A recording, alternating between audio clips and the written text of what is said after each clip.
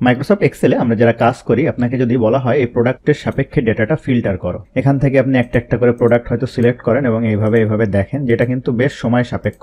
আমরা এই কাজটা আরো স্মার্ট ওয়েতে করতে পারি। তো এটার জন্য আমরা যেটা করব, এখান থেকে এই পুরো ডেটাটা সিলেক্ট করব। এখান থেকে কন্ট্রোল টি বাটন প্রেস করে এটা টেবিলে কনভার্ট করব। এই যে মাই টেবিল হ্যাজ হেডার্স, এটা ওকের উপরে ক্লিক করলাম, এটা টেবিলে কনভার্ট হয়ে গেল।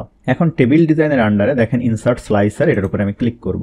ক্লিক করলে আমি কোনটার সাপেক্ষে করতে চাই, এই যে প্রোডাক্টের সাপেক্ষে, প্রোডাক্টের উপরে ক্লিক করে ওকে দিব। তাহলে দেখেন আমার এরকম স্লাইসার চলে আসলো। এটার উপরে ক্লিক করলে দেখেন এই ডেটাগুলা কি সুন্দর ফিল্টার হচ্ছে। এখন আমি উপর বরাবর রাখবো। তাহলে আপনি এখানে গিয়ে এটা যদি এভাবে ধরে টেনে দেন, দেওয়ার পরে এই পাশে গিয়ে দেখেন কলাম, আমার প্রোডাক্ট কয়টা, 4টা। তাহলে আমি এখানে কলাম সংখ্যা করে দিব 4টা। খুব সুন্দরভাবে হয়ে গেল। এখন এটা আমি এভাবে এখানে রাখি।